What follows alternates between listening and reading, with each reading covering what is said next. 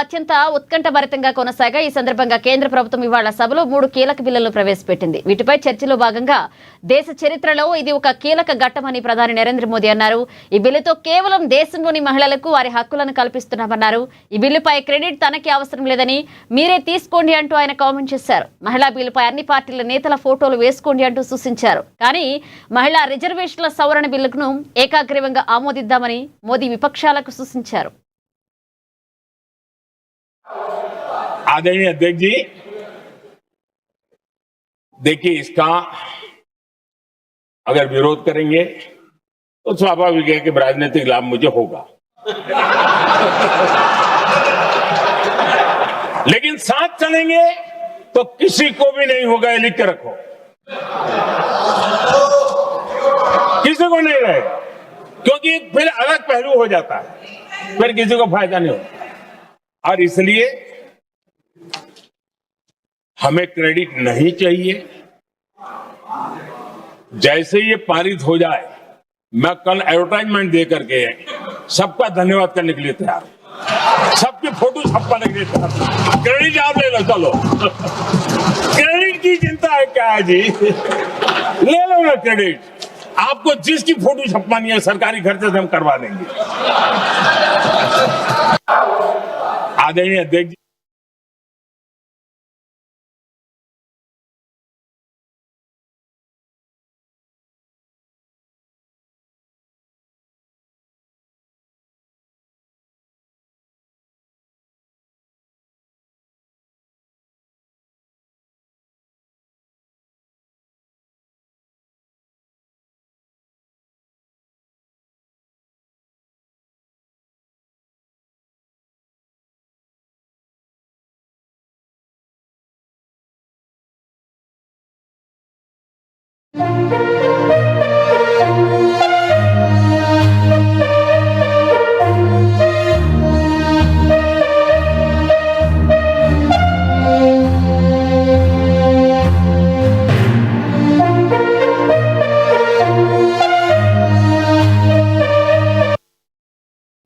తెలంగాణ ఏర్పాటుపై Karnataka BJP MP Tejaswi సూర్య చేసిన వ్యాఖ్యలు ఇప్పుడు దేశవ్యాప్తంగా పెను దుమారాన్ని రేపుతున్నాయి.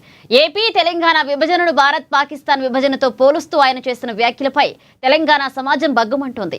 6 దశాబ్దాల సుదీర్ఘ పోరాటం, వందలాది మంది అమరుల త్యాగాల ఫలితంగా సిద్ధించిన తెలంగాణను పాకిస్తాన్ ఏర్పాటుతో పోల్చడంపై సర్వత్రా నిరసనలు వ్యక్తమవుతున్నాయి. బీజేపీ నేతల అజ్ఞానానికి, వారి రాజకీయ స్వార్థానికి వ్యాఖ్యల నిదర్శనమని విపక్షాలు ధ్వజమెత్తుతున్నాయి. వ్యాఖ్యలపై మాజీ మంత్రి హరీష్ రావు మరియు ఎమ్మెల్సీ కవిత స్పందించారు. హౌ డేర్ యూ తేజస్వి సూర్య అంటూ కవిత సోషల్ మీడియా వేదికగా నిలదీశారు. మరొక వైపు మంత్రి పొన్నం ప్రభాకర్ తేజస్వి సూర్యపై నిప్పులు చెరిగారు. తెలంగాణ డిఎన్ఏ ఉన్న ప్రతి ఒక్కరూ తేజస్వి సూర్య వ్యాఖ్యలను ఖండించాలని, తెలంగాణ ఉనికిని కించపరిచే హక్కు ఎవరికీ లేదంటూ పొన్నం వ్యాఖ్యానించారు. If you remember the way the Congress party, the UPA, divided the two undivided Andhra Pradesh into AP and Telangana, it was done the partition of AP and Telangana was done in a worse fashion than the British did the partition of India and Pakistan. This is the kind of legacy they have, Adhyaksha. ఇలా parliament లో జరుగుతున్న చర్చ అంశం వేరు, delimitation, women reservation bill. ఆ సందర్భంలో తెలివిలేని ఒక వెధవ, మెదడు జ్ఞానం లేక తెలంగాణ విభజనను పాకిస్తాన్ భారత విభజనతోటి పోల్చి ఈరోజు ఈ భారతదేశంలో ప్రజాస్వామికంగా రాజ్యాంగ ప్రకారంగా లోక్సభ, రాజ్యసభ పాస్ చేసినటువంటి బిల్లులను పార్లమెంటు వేదికగా అవమానపరుస్తుంటే తెలంగాణ నుంచి ఎంపికైన 8 మంది భారతీయ జనతా పార్టీ ఎంపులు చీము నెత్తురు లేకుండా వాటిని విని ఎంజాయ్ చేసేటువంటి దౌర్భాగ్య పరిస్థితి వింటే తెలంగాణ తల్లి రోధించేటువంటి పరిస్థితి ఉంది. అలా ఏ మాత్రం బాధ్యత ఉన్నా, తెలంగాణ రక్తమున్నా తేజస్వి గారు మాట్లాడినటువంటి మాటలు తెలంగాణ ప్రజల ఆత్మగౌరవం కాదు, అమరవీరుల ఆత్మక్షోభని కాదు, అవమానపరచడమే కాదు, ఇలా తెలంగాణ యావత్ ఉద్యమ స్ఫూర్తికి విఘాతం కలిగించే విధంగా మాట్లాడినారు. రాజ్యాంగంగా ఏర్పడలేదా? ఇంత పెద్ద దీర్ఘకాలిక ప్రజల ఆకాంక్షకు కాంగ్రెస్ పార్టీ నిర్ణయం తీసుకొని ఆనాడు భారతీయ జనతా పార్టీ కీర్తిశేషులు సుష్మా స్వరాజ్ గారు రాజ్యాంగ ప్రకారంగా పార్లమెంటులో మద్దతు ఇస్తే ఇవాళ ఈ యొక్క ప్రధానమంత్రి నుంచి మొదలుకొంటే మొన్నవరో తెలుగుదేశం ఆంధ్ర ఎంపీ కూడా పార్లమెంటు గురించి కూడా మాట్లాడుతూ ఉండే. తెలంగాణ విభజన గురించి మాట్లాడుతూ ఉండే ప్రతి ఒక్కరికి చురుకునైతుంది. బిడ్డ జాగ్రత్త. తెలంగాణ ఉద్యమకారులంతా ఒకవేళ ఎందుకులే విభజన జరిగింది కదా, ఎవరి విభజన దాకానే పోరాటం, విభజన తర్వాత ఎవరి బతుకులు వాళ్ళు బతకాలనుకుంటే జ్ఞానం లేక అజ్ఞానంతో పార్లమెంటరీ వ్యవస్థలో రాజ్యాంగాన్ని అవమానపరిచే విధంగా తేజస్వి మాట్లాడుతున్నటువంటి మాటలు ఈరోజు దేశ ప్రజాస్వామ్యానికి అగౌరవం. ప్రధానమంత్రి గారు కూడా వాటిని వినాలి. కాంగ్రెస్ పార్టీ మా నాయకుడు రాహుల్ గాంధీ గారు కూడా మెయిల్ చేశాం. అది పార్లమెంట్లో తొలగించేదాకా, ఆ పార్లమెంటు రికార్డుల నుంచి ఆ పదాలు తొలగించేదాకా డిమాండ్ చేయాలని కూడా కోరుతా ఉన్నాం.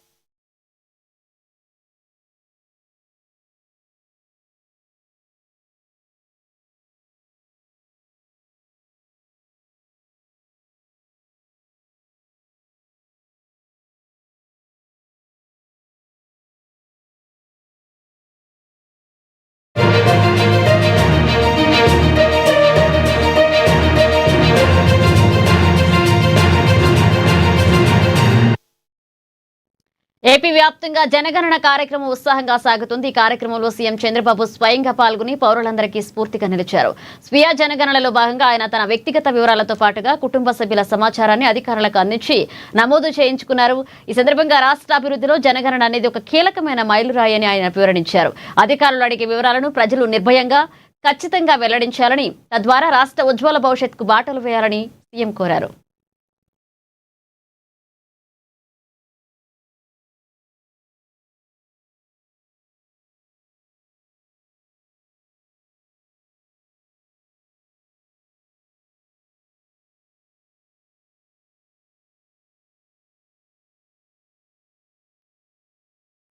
హైదరాబాద్ లోని పంజాగుట్ట ట్రాఫిక్ పోలీస్ స్టేషన్ పరిధిలో అరైవ్ అలైవ్ క్యాంపెయిన్ కార్యక్రమాన్ని నిర్వహించారు. డ్రైవర్ల శ్రేయస్సును దృష్టిలో ఉంచుకుని అగర్వాల్ ఐ హాస్పిటల్ సౌజన్యంతో ఈ ప్రత్యేక శిబిరాన్ని ఏర్పాటు చేశారు. ఈ కార్యక్రమంలో ఆటో, క్యాబ్, హెవీ వెహికల్ డ్రైవర్లందరికీ ఉచితంగా కంటి పరీక్షలు చేశారు.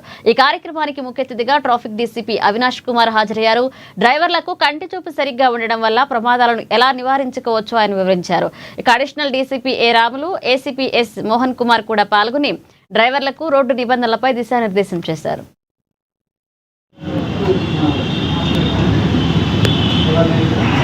ఐ చెకప్ ప్రోగ్రామ్ పెట్టడం జరిగింది మన పంజాగుట్ట ట్రాఫిక్ పిఎస్ లిమిట్స్ లో. సో దీంట్లో ఆటో డ్రైవర్స్ కానీ, truck drivers, heavy buses driver వాళ్ళు సొంత ఇష్టంతో వచ్చి ఇక్కడ ఐ చెకప్ తీసుకుంటున్నారు. సో ఇప్పుడు జస్ట్ ఫస్ట్ వ్యక్తికి కూడా ఎక్కువ ప్రాబ్లం దొరికింది ఐలో. సో ఒక డ్రైవర్ కి ఐ కొంచెం క్లియర్ గా మంచిగా ఉండాలి, because for his own safety and for other commuter safety. So I would request ప్రతి డ్రైవర్ ఈ ఐ చెకప్ ప్రోగ్రామ్ లో ఈ రోజు మనం మొత్తం హైదరాబాద్ కానీ మొత్తం రాష్ట్రం మా పోలీసులు అరైవ్ అలైవ్ అనే కార్యక్రమాన్ని గత 4 రోజుల నుంచి చేయడం జరిగింది. గౌరవనీయులైన డీజీపీ శ్రీధర్ రెడ్డి గారు, కమిషనర్ సజ్జనార్ గారు, మా జోయల్ డేవిస్ ట్రాఫిక్ కమిషనర్ గారు, మా డీసీపీ గారి ఆధ్వర్యంలో గత 3 రోజుల నుంచి అరైవ్ అలైవ్ కార్యక్రమం చేస్తున్నాము. చిల్డ్రన్స్ కి, స్కూల్ చిల్డ్రన్స్ కి ట్రాఫిక్ నియమాల అవగాహన కోసం చేశాము. తర్వాత హెల్మెట్ ధరించే దాని అవగాహన కార్యక్రమం నిర్వహించాము. ట్రాఫిక్ నిబంధనలు ఎలా పాటించాలనేది గత 3 రోజుల నుంచి ప్రజలందరికీ వివరించడం జరిగింది. అందులో అరైవ్ అలైవ్ అనే కార్యక్రమంలో భాగంగా ఈ రోజు పంజగుట్ట పోలీస్ స్టేషన్ లో ఆటో డ్రైవర్లందరికీ, కొంచెం ఏజ్డ్ పర్సన్స్ అబోవ్ 50 వాళ్ళందరికీ నేత్ర పరీక్షలు చేయిస్తున్నాము. ఇప్పటికే ఒక 2 ముగ్గురు. కేంద్ర ప్రభుత్వం ప్రవేశపెట్టిన నారీ శక్తి వందన బిల్లుపై స్పష్టత ఇవ్వాలని బీసీ స్టూడెంట్ ఫెడరేషన్ డిమాండ్ చేసింది. ఉస్మానియా యూనివర్సిటీ ఆర్ట్స్ కాలేజీ వద్ద నిర్వహించిన సమావేశంలో ఫెడరేషన్ రాష్ట్ర అధ్యక్షుడు సైదులు కీలక వ్యాఖ్యలు చేశారు. నియోజకవర్గ పునర్విభజన మహిళా బిల్లును తాము స్వాగతిస్తున్నామని, అయితే ఈ బిల్లులో ఎస్సీ ఎస్టీలతో పాటుగా ఓబీసీ మహిళల స్థానం ఏంటో ప్రభుత్వం వెల్లడించాలన్నారు. 2027లో జనాభా లెక్కలు పూర్తిగా వెల్లడైతేనే తర్వాత ఈ బిల్లును ఆమోదించాలంటూ ఆయన సూచించారు. E34A ను సవరించి ఈ బిల్లు పెడతారింది. ఆ బిల్లును స్పష్టంగా చెప్పారు. ఏదైతే జనగణన తర్వాతనే లెక్కలన్నీ బయటపెట్టిన తర్వాత, డీలిమిట్ కార్యక్రమం కమిషన్ ఏర్పడిన తర్వాత మరి జనమాత భాష కాకుండా మరి జనగణన ద్వారానే మరి నియోజకవర్గం ఏర్పరుస్తామని స్పష్టంగా చెప్పారు. మరి ఈ రోజు మరి రాష్ట్రంలో 50% సీట్లు పెంచుతా ఉన్నారు. దీనివల్ల దక్షిణాది కావచ్చు, ఈశాన్య కావచ్చు, వాయువ్య చిన్న రాష్ట్రాలకు అన్యాయం ప్రధానంగా కొడతా ఉన్నాం. మహిళా బిల్లు ఏదైతే ఉందో జనగణన తర్వాతనే 2027 మార్చి జనగణన తర్వాతనే మీరు ప్రవేశపెట్టాలి. మేము ఈ బిల్లుని స్వాగతిస్తా ఉన్నాం. అదేవిధంగా ఈ దేశంలో ఉన్నటువంటి ఎస్సీ ఎస్టీ ఓబీసీలకు మహిళా 30% బిల్లు మరొక స్థానాలు ఏందో స్పష్టంగా తెలియజేయాలని కోరుతా ఉన్నాం. అదేవిధంగా రాజ్యాంగ సవరణ బిల్లు ఇది. ఈ రాజ్యాంగ సవరణ బిల్లుకు మరి 2/3 వంతు మెజార్టీ కావాలి. మరి అసెంబ్లీలో లోక్సభలో 540 మరి లోక్సభ సభ్యులు ఉన్నారు. మరి మీ బలము 292 360 బిల్లు 360 మంది మెంబర్స్ కావాలి బిల్లు ఆమోదించడానికి. ఏ విధంగా విపక్షం కలుపుకోకుండా మరి ఈ బిల్లును ఆమోదిస్తారని మరి దేశ ప్రజలకు మోడీ గారు స్పష్టం చేయాలి. నారీ శక్తి వందన బిల్లు మేము వ్యతిరేకం కాదు. ఈ బిల్లులో ఈ రిజర్వేషన్ లో మరి ఆనాడు అంబేద్కర్ గారు ఎప్పుడో 1947 లో 1955 లో జవహర్లాల్ గారు హిందూ కోడ్ బిల్లు పెడితే దాన్ని వ్యతిరేకించి తర్వాత మహిళలకు కూడా వివక్షత గురవుతున్నారు. సామాజికంగా, ఆర్థికంగా, రాజకీయంగా మహిళలు కూడా సమాన హక్కు కావాలని ఆనాడు అంబేద్కర్ బిల్లు పెడితే మరి వ్యతిరేకించిన వీరు మరి ఇదే బిల్లు మరి 1996 యూపీఏ గవర్నమెంట్ లో మరి దేవగౌడ ప్రధానమంత్రి ఉన్నప్పుడు ప్రవేశపెట్టారు. మరి ఆ రోజు రాజ్యసభలో ఆమోదం పొందింది, లోక్సభలో మరి వీగిపోయింది. వాజ్పేయి కావచ్చు, మన్మోహన్ సింగ్ కావచ్చు, ఈ ప్రభుత్వాలు పనిచేయడం 334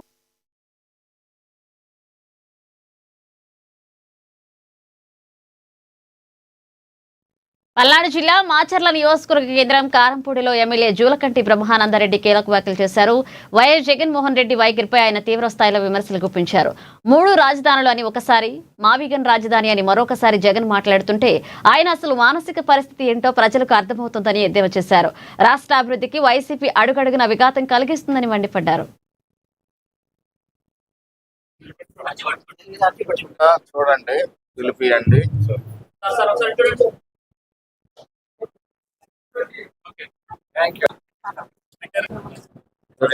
మరి దాని జిరాక్స్ పెట్టండి, అందరినీ బట్టి రాయాలి.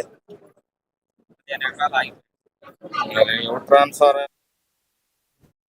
పల్నాడు జిల్లాలో విషాదకర ఘటన చోటు చేసుకుంది. అచ్చంపేట మండల రెవెన్యూ కార్యాలయంలో విధులు నిర్వహిస్తున్న వీఆర్ఓ షేక్ దావుడ్ పురుగుల మందు సేవించి ఆత్మహత్యకు యత్నించడం రెవెన్యూ వర్గాల్లో కలకలం రేపింది. కార్యాలయంలోని ఆయన యగాయిత్యానికి పాల్పడడంతో తోటి సిబ్బంది ఒక్కసారిగా దిగ్భ్రాంతికి లోనయ్యారు. అమరావతి మండలం మునుగోడు గ్రామానికి చెందిన దావుడ్ ప్రస్తుతం కురోసూరులో తన భార్య, 2 ఆడపిల్లలతో కలిసి నివసిస్తున్నారు. రోజులాగే ఈ ఉదయం కూడా ఆయన విధులకు హాజరయ్యారని, అయితే కార్యాలయంలోనే పురుగుల మందు తాగినట్లుగా కుటుంబ సభ్యులు, సహోద్యోగులు తెలిపారు. గమనించిన వెంటనే ఆయనను చికిత్స నిమిత్తం సత్తెనపల్లి పట్టణంలోని గజ్జల హాస్పిటల్ కు తరలించారు. అయితే వీఆర్ఓ దావుడ్ ఆత్మహత్యాయత్నానికి గల కారణాలు పోలీసులు ఆరా తీస్తున్నారు.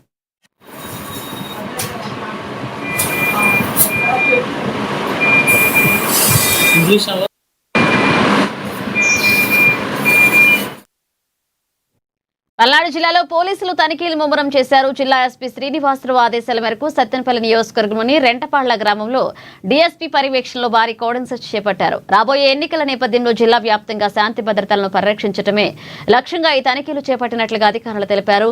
ఈ సోదాల్లో రౌడీయిజం అదుపు చేయడం, అనుమానిత వ్యక్తుల కదలికలను గమనించడంపై ప్రత్యేక దృష్టి సారించారు. సత్తెనపల్లి సబ్ స్టేషన్ పరిధిలోని సుమారు 80 మంది పోలీసులు, సిఐలు, ఎస్ఐలు ఈ ఆపరేషన్లో పాల్గొన్నారు. తనిఖీల్లో భాగంగా సరైన రికార్డులు లేని 40 వాహనాలను స్వాధీనం చేసుకున్నారు.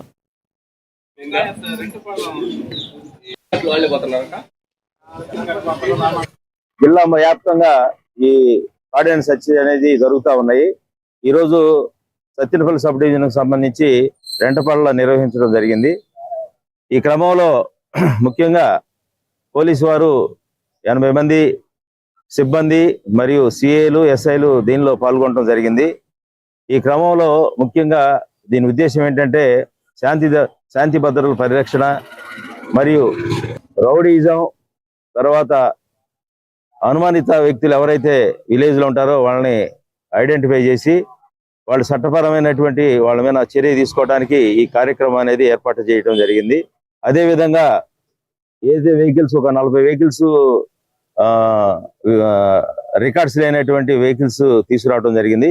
అవి వెరిఫై చేసి వాటిని లీగల్ గా డిస్పోజ్ చేస్తాము.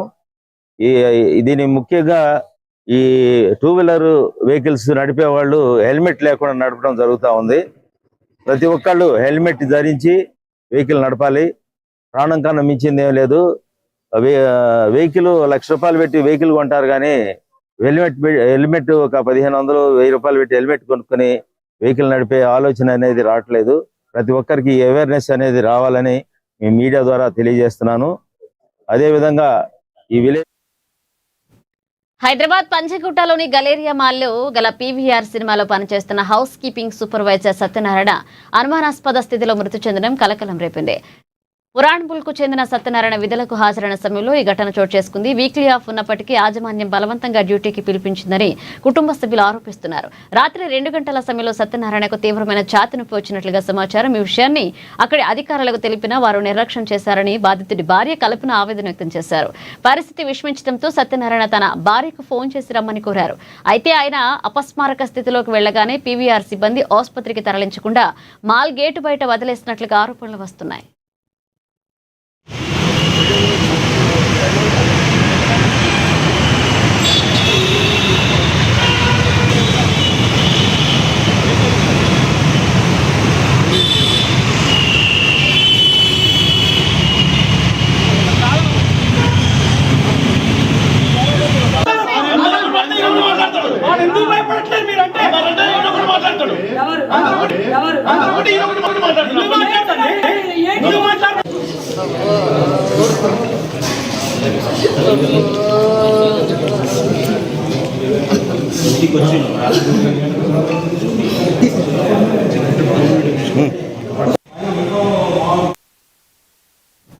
నిజామాబాద్ జిల్లాలో ఇసుక మాఫియాపై పోలీసులు పంజా విసిరారు. వేల్పూర్ మండలం ఎక్స్ రోడ్డు వద్ద పోలీసులు పెట్రోలింగ్ నిర్వహిస్తుండగా ఆర్మూర్ పైపు వెళ్తున్న 2 ఇసుక లారీలను అడ్డుకున్నారు. వాటిని తనిఖీ చేయగా ఎటువంటి అనుమతి లేకుండా అక్రమంగా ఇసుకను తరలిస్తున్నట్లుగా వెల్లడైంది. వెంటనే పోలీసులు ఆ 2 లారీలను స్వాధీనం చేసుకున్నారు. జగిత్యాల జిల్లా కతలాపూర్ మండలం నుంచి ఇసుకను అక్రమంగా లోడ్ చేస్తున్నట్లుగా పోలీసుల విచారణలో తేలింది. తక్కువ ధరకు ఆగు నుంచి ఇసుకను తెచ్చి బయట వ్యక్తులకు అధిక ధరలకు అమ్ముకుని అక్రమంగా డబ్బులు సంపాదించడమే లక్ష్యంగా ఇదంతా సాగిస్తున్నట్లుగా డ్రైవర్లు ఒప్పుకున్నారు. నిందితుల్లో ఒకరు ఆర్మూర్కు చెందిన వారు కాగా మరొకరు బ్రాహ్మణపల్లి గ్రామస్తుడిగా గుర్తించారు.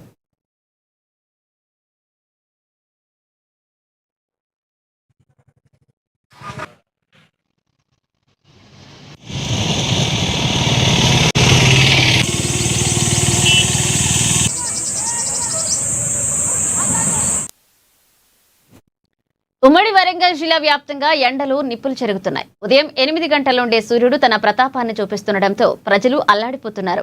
ఎండ తీవ్రతకు తోడు ఒక్కపోత పెరగడంతో చిరు వ్యాపారులు, ఆటో డ్రైవర్లు, ద్విచక్ర వాహనదారులు ఇబ్బందులు ఎదుర్కొంటున్నారు. ఈ నేపథ్యంలో ప్రజలు అప్రమత్తంగా ఉండాలని అధికారులు హెచ్చరిస్తున్నారు. ఇక మధ్యాహ్నం 12 గంటల నుండి సాయంత్రం 4 గంటల వరకు అత్యవసరమైతే తప్ప బయటికి రావద్దని, ప్రతి 2 గంటలకు ఒకసారి నీరు తాగుతూ ఉండాలని వైద్యులు చెబుతున్నారు. ఇక వరంగల్లో నెలకొన్న ఎండ తీవ్రతపై మరింత సమాచారాన్ని మా ప్రతినిధి మౌనిష్ అందిస్తారు. ఎండలు దంచి కొడుతున్నాయి. ఉదయం 8 గంటల నుంచే భానుడి ప్రతాపం అయితే చూపిస్తున్నాడనే చెప్పుకోవచ్చు. అయితే సామాన్య ప్రజలైతే ఉదయం 8 గంటల నుంచి బయటికి రావాలంటే జంకుతున్న పరిస్థితి అయితే నెలకొందనే చెప్పుకోవచ్చు. ఇప్పటికే అధికారులు అయితే ఆ ఎండలో బయటికి రావద్దంటే అధికారులు అయితే సూచిస్తున్న పరిస్థితి కూడా నిలబడింది. అయితే ఉమ్మడి వరంగల్ జిల్లా వ్యాప్తంగా ఉదయం 8 గంటల నుంచే భానుడి బగబగలతో ఇటు ప్రజలైతే తీవ్ర ఇబ్బందులు అయితే ఎదుర్కొంటున్నారని చెప్పుకోవచ్చు. ప్రస్తుతం మనం హన్మకొండ అంబేద్కర్ సర్కిల్ వద్ద ఉన్నాము. ఇక్కడ చూసుకుంటే ఇప్పటికీ రద్దీగా ఉండే ప్రదేశం ఇది. ఇటు హైదరాబాద్ రూట్కి వెళ్లే రహదారి, అదేవిధంగా హన్మకొండ బస్టాండ్కి వెళ్లే రహదారి, ఇది పూర్తిగా ఎప్పటికీ రద్దీగా ఉండే ప్రదేశం. కానీ ఎండ తీవ్రత వల్ల ప్రజలు బయటికి రాని పరిస్థితులలో 2 వీలర్స్ అదేవిధంగా పాదచారులు అయితే తీవ్ర ఇబ్బందులకు ఎదుర్కొంటున్నారు. నిర్మానుషంగా కనపడుతున్న పరిస్థితి అయితే నెలకొంది అని చెప్పుకోవచ్చు. అయితే ప్రజలు ఖచ్చితంగా స్కార్ప్లు అదేవిధంగా క్యాప్లు పెట్టుకుని అయితే బయటికి వస్తున్న పరిస్థితి అయితే కనిపిస్తుంది. ఎవరైనా డీహైడ్రేషన్ బారిన పడకుండా వారైతే శీతల పానీయాలు తీసుకుంటూ వారైతే వేసవి తాపం నుంచి తప్పించుకునే ప్రయత్నం అయితే కూడా చేస్తున్నారు. అదేవిధంగా అధికారులు కూడా ఉదయం మధ్యాహ్నం 12 గంటల నుంచి సాయంత్రం 4 గంటల వరకు అయితే బయటికి రావద్దంటే హెచ్చరికలు కూడా జారీ చేసిన పరిస్థితి నెలకొందని చెప్పుకోవచ్చు. ఇప్పటికే ఉమ్మడి వరంగల్ జిల్లా వ్యాప్తంగా 40 డిగ్రీల ఉష్ణోగ్రత నమోదవుతున్న నేపథ్యంలో తీవ్ర ఇబ్బందులు అయితే ప్రజలైతే ఎదుర్కొంటున్న పరిస్థితి అయితే నెలకొందని చెప్పుకోవచ్చు. అయితే వరంగల్ జిల్లా వ్యాప్తంగా చూసుకుంటే ప్రతి చోట ఇక్కడ ఉన్నటువంటి ప్రజలైతే ఇబ్బందులు అయితే ఎదుర్కొంటున్నారు. 2 వీలర్స్ ఎక్కువగా 2 వీలర్స్ పైన వెళ్తున్న ప్రజలైతే తీవ్రంగా ఇబ్బందులు అయితే ఎదుర్కొంటున్నారని చెప్పుకోవచ్చు. అదేవిధంగా ఎక్కువగా అధికారులు సూచించిన పరిస్థితులు అయితే ఎక్కువగా ప్రజలు ఖచ్చితంగా కాటన్ దుస్తులు ధరించి అదేవిధంగా లో దుస్తులు ధరించి అయితే బయటికి రావాలంటూ సూచిస్తున్నారు. ఖచ్చితంగా మధ్యాహ్నం 12 గంటల నుంచి సాయంత్రం 4 గంటల వరకు అయితే బయటికి రాకూడదని చెప్తున్నారు.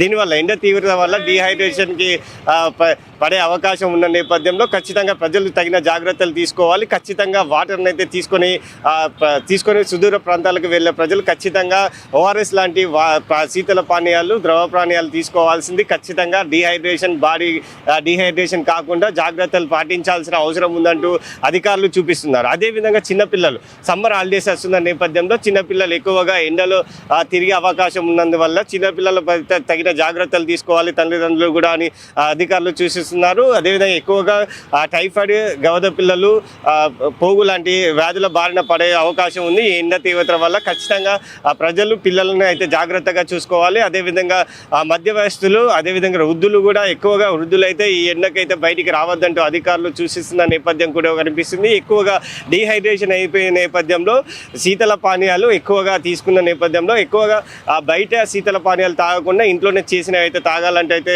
అధికారులు సూచిస్తున్న పరిస్థితి నెలకొంది. అదేవిధంగా మీరు ఎన్ని జాగ్రత్తలు తీసుకున్నా సన్ స్ట్రోక్కి బారిన పడే అవకాశం ఉంది. ఎందుకంటే 40 డిగ్రీలు దాటుతున్న నేపథ్యంలో ఒక గంట సేపు బయట ఎండలో ఉంటే ఖచ్చితంగా సన్ స్ట్రోక్ తగిలే అవకాశం ఉన్న నేపథ్యంలో ప్రజలు ఖచ్చితంగా అప్రమత్తంగా ఉండాలి. ఎక్కువ తీవ్రమైన తలనొప్పి, తీవ్రమైన జ్వరము, అలసట, అదేవిధంగా కళ్ళు తిరిగి పడిపోతే ఇవైతే సన్ స్ట్రోక్ లక్షణాలుగా అయితే అధికారులు చెప్తున్నారు, డాక్టర్లు చెప్తున్నారు. ఖచ్చితంగా డాక్టర్లు ఎవరైనా సన్ స్ట్రోక్ తగిలినప్పుడు ఖచ్చితంగా వారికి అయితే తడి దుస్తులను పెట్టి రుద్దాలి. అదేవిధంగా చల్లటి వాటర్ తాగించాలి. అదేవిధంగా అందుబాటులో ఉన్నటువంటి హాస్పిటల్కి అయితే తరలించి వారి అయితే ప్రాణాలను కాపాడాలంటూ డాక్టర్లు కూడా సూచిస్తున్న నేపథ్యం కనిపిస్తుంది. ప్రస్తుతం మనం కొందరు చిరు వ్యాపారులు ఉన్నారు, వారితో మాట్లాడదాం. అసలు ఏ విధంగా ఉంది, ఆ ఎండల తీవ్రత ఏ విధంగా ఉంది, వారు ఎలాంటి ఇబ్బందులు పడుతున్నారో చిరు వ్యాపారులతో మాట్లాడే ప్రయత్నం కూడా చేద్దాం. ఎట్లుందమ్మా ఎండలు, ఎట్లా ఉన్నాయి? బాగున్నాయి సార్, బాగున్నాయి. వస్తాలా పబ్లిక్ వస్తుందా, కొంటున్నారా ఏమన్నా, కొంటాలా ఏమన్నా? పబ్లిక్ అత్తలేరు ఎండకు. అంటే ఎట్లా ఉంది ఎండ, ఏ టైం నుంచి ఉన్నది? ఉదయం నుంచి ఇట్లానే ఉందా? ఉదయం నుంచి వస్తున్నారా 9 గంటల నుంచి ఏమన్నా? 9 గంటల నుంచే ఎండ బాగా అవుతుంది. జనం ఎండ పూట బయటికి వెళ్తలేరు. పొద్దుగాల 9 గంటల లోపే. మరి ఎట్లా మీ జీవితం ఎట్లా సాగాలి? జీవనం అనేది ఏంటి అంటే కస్టమర్స్ వస్తలేరు కదా ఎండ తీవ్రత వల్ల. ఆ మార్కెట్ వాళ్ళు అటు కూర్చుంటే వాళ్ళు వద్దంటారు, అటు నుంచి వెళ్ళగొడితే ఇటుకత్తే గిరాకీ వస్తలేదు. మార్కెట్ సైడ్ ఉంటే వచ్చేపోయే జనం కొనేది. ఇటు ఉన్న కాడి నుంచి ఇప్పుడు వారం రోజులే ₹1 బేరం కూడా అవుతలేదు చక్కగా. అంటే సాయంత్రం సమయంలో ఏమైనా వస్తున్నారా? సాయంత్రం అనంటే మాకు బస్సులు, ఆటోలు అటు ఊళ్ళోకి ఏం పోవు కాబట్టి మేము 4 గంటల వరకు వెళ్ళిపోతాం. మళ్ళా గిరాకీ ఏమీ అవుతలేదు. ఎండ వల్ల మండి ఏమన్నా జాగ్రత్తలు తీసుకుంటారా? మంచిలు తాగడం అలాంటి, ఎందుకంటే చాలా ఎండలు విపరీతంగా ఉన్నాయి, మీరు ఎండల్లో ఉంటారు, ఇలాంటి జాగ్రత్తలు తీసుకుంటారు?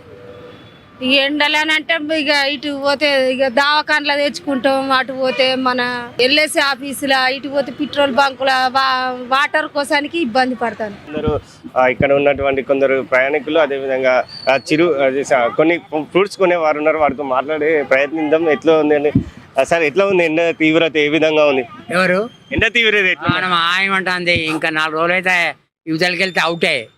ఇప్పుడు ఇంత మునుపు పొద్దుగాల 37, 38 ఉండే, ఇది 40 కావచ్చు, రేపు 45 కావచ్చు. దానికి ఏం డోకలేదు. లెనినో ప్రభావం వల్ల ఇది ఎఫెక్ట్ అవుతుంది. అనౌన్స్మెంట్ కూడా చేస్తాను కదా రేడియోలలో, యూట్యూబ్లలో.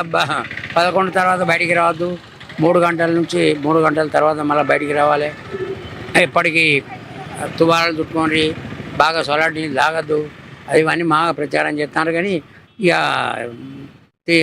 పని ఒత్తిడి ఉన్నోడు బయటకు వస్తాడు, సత్తాడు. ఖచ్చితంగా 12 గంటల నుంచి 4 గంటల వరకు బయట తిరగద్దు అంటున్నారు. 11 గంటల నుంచి 3 గంటల వరకు బయటికి పోదు. ఇంట్లోనే మంచిగా ఏసీ గీసి ఉంటే, లేకుంటే ఓ తడి కూడా కట్టుకొని పండాలి, కానీ బయటికి రావద్దు. ఇంటి ముందట బండలున్నా ఆ వడ పుల్లొస్తుంది లోపలికి. అది ఎప్పటిదాకా 5 గంటల దాకా హెవీ రోజు రోజుకు పెరుగుతుంది తప్ప అది తగ్గదు. ఇది చెప్తున్నారు. అదేవిధంగా కొందరు ఎట్లుంది ఎండలు? ఎండల ఘోరంగా ఉన్నాయి. ఎట్లా ఇబ్బంది పడతారు? ఏంది అసలు మీది పరిస్థితి ఏంది? పరిస్థితి అనేది రోడ్డు మీద పెట్టుకొని పోతాను. అయ్యా గిరాకీ వస్తుందా మరి ఎండల వల్ల? అత్తలేదు. ఏం చెప్తారు? అత్తలేదు సారు. ఎట్లా ఏం సహాయం కావాలంటారు మరి? ఏ సాయం అంటే కొన్ని డబ్బులు ఇస్తే బతాం. అదేవిధంగా ఈ చిరు వ్యాపారులతో పాటుగా కొందరు ఆటో ప్రయాణికులు కూడా ఇబ్బందులు ఎదుర్కొంటున్నారు. అసలుకే మహిళా ఉచిత బస్సు ప్రయాణం వల్ల ఆటో వల్ల కూడా ఇబ్బందులు పడుతున్న నేపథ్యంలో ఇప్పుడు ఎండల తీవ్రత వల్ల ఆ సామాన్య ఆటోలకైతే గిరాకీ లేక ఆటో వాళ్ళు కూడా రోడ్డున పడ్డ పరిస్థితి కూడా నెలకొందని చెప్పుకోవచ్చు. అయితే చిరు వ్యాపారులు అయితే తీవ్ర ఇబ్బందులు అయితే ఎదుర్కొంటున్నారు. ఎండలో వారు ఖచ్చితంగా జీవనం కొనసాగించాలంటే ఖచ్చితంగా వారు అయితే ఎండలోనే ఉండాల్సిన పరిస్థితి, గిరాకీ రాక ఇబ్బందులు అయితే ఎదుర్కొంటున్న పరిస్థితి కూడా కనిపిస్తుంది. అదేవిధంగా ఇక్కడ ఎండ తీవ్రతను తగ్గించేందుకు శీతల పానీయాలు తీసుకుని వారి ఎండ తీవ్రతను అయితే కొంచెం తగ్గించుకునే ప్రయత్నం కూడా చేస్తున్నారు. ఖచ్చితంగా ఎక్కడ కనబడితే అక్కడ 10 నిమిషాల వ్యవధిలోనే బయటికి వస్తున్న నేపథ్యంలో ఖచ్చితంగా శీతల పానీయాలు తీసుకొని వారైతే దహాన్ని తీర్చుకునే ప్రయత్నం కూడా చేస్తున్నారు. ఒకసారి మాట్లాడదు, ఎట్లుంది కాశీ? ఎండ ఎట్లా ఉంది? ఎండ అయితే బాగుంది సార్. అయితే ఎండ బాగున్నది. ఏ టైం నుంచి ఉన్నది? అసలు ఎంత ఇబ్బంది పడుతున్నారు? 12 గంటల నుంచి స్టార్ట్ అయింది సార్ ఎండ అయితే.